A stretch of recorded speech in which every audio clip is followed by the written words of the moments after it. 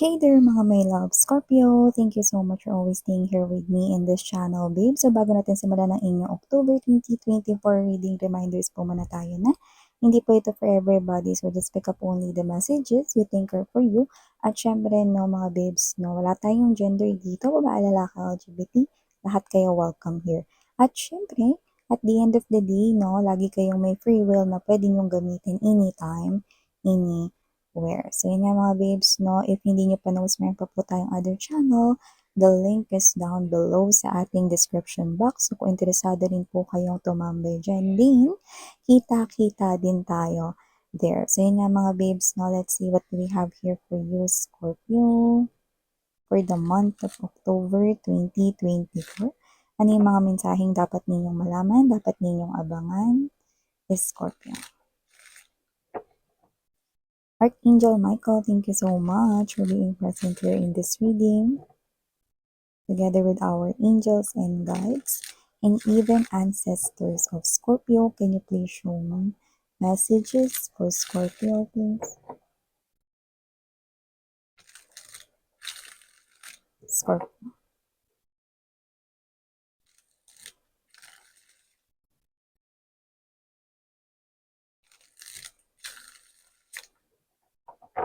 Okay. Hi pala sa mga new subscribers. Ako po si Yan. Welcome. At sa returning viewers, maraming salamat dahil lagi kayong nandito nakatambay. So yun nga, no, tinan na natin. Ilatag muna natin ito for you guys. We have here the Death energy, Scorpio energy, Four of Cups, Page of Wands, Empress energy, King of Swords, Four of Wands, King of Wands, King of Cups. Ang daming courtiers dito mga babes. Ten of Swords. Okay. Bottom of the deck, we have here the Ten of Cups, Ace of Pentacles, and the Nine of Pentacles energy. Mukhang meron kayo ditong madidiscover, like hindi nyo to mahahanap, hindi nyo to hinahanap, pero mukhang ito ay madidiscover nyo na lamang ng biglaan, no? Parang hindi nyo ito hinahanap, pero makikita nyo ito. At kung ano man yan, oportunidad yan sa kaperahan. So, yun yung nakikita ko dito mga babes, no? At kung sino man tong energy na to, I'm picking up right here that this is the type of energy na talaga naman na kung saan magkakaroon kayo rito ng oportunidad, no, na makadiskubre ng related rito sa money. Pwedeng ito ay marinig mo, or pwedeng ito ay sabihin ng direkta sa'yo. Like, hindi mo naman to hinahanap, pero ito ay posibleng bubungad sa'yo. Kasi ang direksyon nitong oportunidad na to na may kinalaman sa pera ay papunta sa iyo. So, yan. So, nakita ka dito mga babes na maliban dyan, no, maganda yung oportunidad kasi posibleng dito makapagsimula ka o yan yung maging pundasyon ng gusto mong simulan or makakatulong yan sa gusto mong simulan. Kunyari, may negosyo kang gustong simulan, makakatulong yung kikitain mo dyan or yung makukuha mo dyan, no, na may earn mong money sa gusto mong gawin na negosyo or baka gusto mo magtayo ng small business habang ikaw ay nagwo-work, nakita ko na makatutulong yan sa iyong family, no? Or sa inyong everyday needs ng family mo. So, maliban dyan, no, Scorpio, nakita rin ako dito ng energy kung saan meron ditong naduduwag, no, na lumapit sa'yo at aminin ng kanyang feelings and emotions, no? Natatakot dito, no, noon, pero ngayon ay buong tapang na siya rito, nalalapit sa'yo at ipapahayag sa'yo rito ang kanyang damdamin. Kung sino man ito na posibleng lumalabas siya rito na katrabaho mo or someone here, no, na posibleng workmate or someone here na isa sa mga client or possible na isa rito, no, sa mga. At yun na nga mga babes, tuloy na pong sumara ang cellphone natin. Nalobat po ko, no? So yun nga mga babes, nakita ko dito, di ba, doon na pinag-uusapan natin, no, meron ditong energy na possible na umamin ng feelings and emotions sa'yo. Matagal na siyang may gusto sa'yo rito, no, pero ngayon lang siya magkakaroon ng lakas ng loob, yan, no.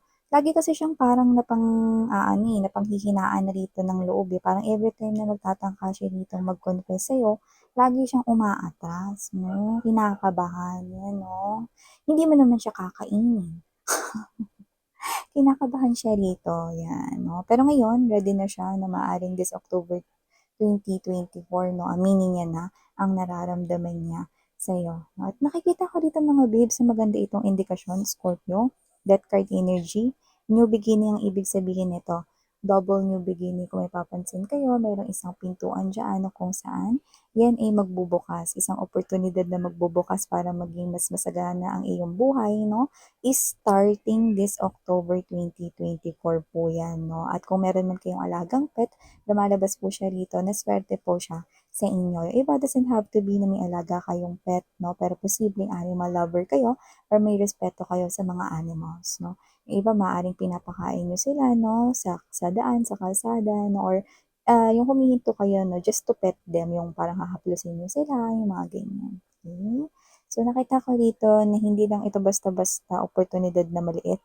Kasi Empress Energy, ibig sabihin talagang mararamdaman nyo rito, no? Na umaayos at umaaluwan ng pamumuhay ninyo. Sakto lang din dahil bare months na, no? At Christmas season ng mga babes, no? Kung saan kailangan talaga natin mga babes, no? Talaga naman na mas mag-ipon ngayon ng pera, no? At mag-impok, no? Sa ngalan ng mga bibigyan natin ng regalo. May ganun. Mga inaanak na sangkatutak, no? At mga pamangkin. Yan. So, maliban dyan, Scorpio, no? Nakikita ka rin dito mga babes, no? So, yun nga mga babes, no, nakita ko dito, no, na meron isang magandang opportunity na paparating sa inyo, no, pero kailangan ninyo na wag masyadong mag-overthink and wag nyo rin masyadong isipin or hintayin ang bagay na ito kasi posible po itong matagalan, no, kung kayo ito nahihintayin ninyo na mangyari ito. Basta just let it flow, no, parang just go with the flow lang, no, this October na marami sa inyo ang darating yang ganyang klase ng oportunidad. Basta maging open lang kayo to receive new things, no. The challenge here is posibleng maging challenging yan or posible rin na parang at first medyo mahirapan kayo, no, diyan sa bagay na yan, pero malaki yung makukuha ninyo, no, na nakapalit, no, diyan sa pag-e-effort ninyo, no? Kung saan posible pa nga na yang energy of abundance na yan is maaring magstay pa sa inyo, no, ng tuloy-tuloy up until 2025. So, yan yung mga babes maliban dyan, Scorpio, nakita rin po tayo dito, no, ng energy na meron dito na parang meron ba ditong parang kasal, annulled, or divorce yung gusto ninyong mangyari, processing papers of divorce or annulment? Nakikita ko rito, no, na possible na hindi to para sa lahat, no, pero posibleng hindi payag yung isang party dito, no, na maghiwalay kayo legally, yan, no. So, nakikita ko rito na wala rin naman siyang magagawa, no, kung ayaw naman na talaga ng isa. Yan.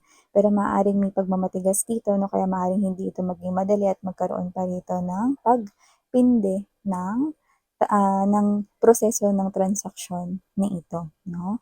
Sa iba naman, nung nakikita ko dito mga babes, no, isa itong klase naman ng information kung saan for a lot of you, nakita tayo dito ng missed opportunity. Yan, no? Isa naman itong klase ng opportunity na posibleng may kinalaman rito sa work or posibleng may kinalaman ito sa kaperahan, no? Na parang ikaw to na alam mo na magandang opportunity yun pero posibleng tinanggihan mo ito noon, no? Kasi posibleng meron kang choice kung saan komportable ka doon or kung saan parang nakasanayan mo na yun na parang kahit na may magandang opportunity na dumating noon, no, na miss mo itong klase ng opportunity, no? Dahil meron kang parang option before, no? Kaya hindi mo ito pinili at ito ay may kinalaman sa iyong kaperahan. Ngayon, trabaho man yan, negosyo, no, or pagkakakitaan, muli itong i-offer sa iyo. Kaya nakikita kita dito signing a contract, no, or it's like, accepting this type of offer and I'm seeing that you're gonna give it a go. And maliban dyan, Scorpio, nakita rin ako dito ng invitation. Posibleng meron dito magbe-birthday, binyag, celebration, or kasal. Yan yung kita ko rito. No? At posibleng makatanggap kayo ng invitation, no?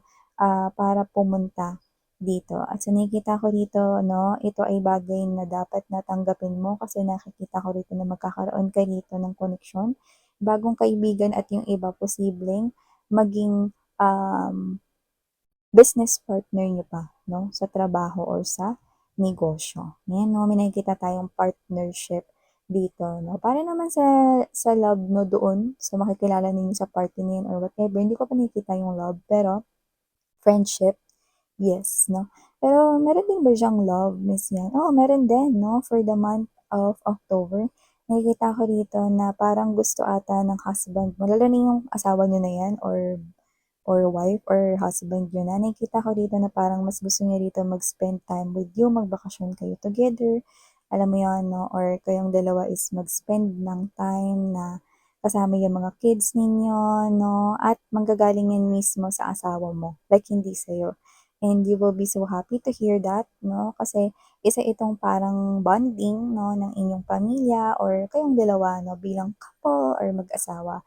Sa iba naman, kahit hindi kayo mag-asawa, boyfriend, girlfriend, na possible na meron ditong pa-surprise na gala or road trip or parang staycation, no, ang iyong partner, no. So, that's how special you are. Pero isa lang yan sa mga kaya niyang um, gawin para sa'yo. Kasi nakikita ko rin dito sa mga susunod na mga buwan, no, nakikita ko na patuloy pa rin siya rito na ipapakita yung consistency niya, no, sa kanyang pagbibigay ng atensyon, effort, no, at tuloy-tuloy rito, no, na pagpaparamdam na mahal ka niya, no, and you are really special for him or her, no. So, nakikita ko na pure naman ang kanyang energy, may consistency at tuloy-tuloy ito. Posible pa nga na siya na rin yung makatuluyan mo kung boyfriend or girlfriend mo na siya ngayon. Paano naman sa inyo, love, ng mga singles dyan? Nakita ko rito, no, ng parating sa inyo pero wag niyo siyang pagkatiwalaan. Dahil nakita ko na siya ay isang hi, hello, goodbye. Isa siyang klase ng energy na posibleng makilala ninyo pero itong tao na to, no, ay player type of energy or siya to na klase ng energy na non-committal. Pwedeng hindi player pero non-committal, no? Yung hindi niya kayo seseryosohin. Hindi siya babaero, hindi siya lalakero, no? Pero hindi niya kayo seseryosohin. Yung iba naman na makakonect ninyo, no, is literal na player, no?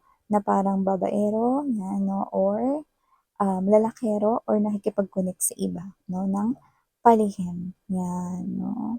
Actually, yung iba pa nga dito, parang harap-harapan pa nga kayo dito na parang nakikipag-chat sila sa iba, no, and then sinasabi nila na parang sinisegue nila, hindi naman, friend ko lang yun, di ba?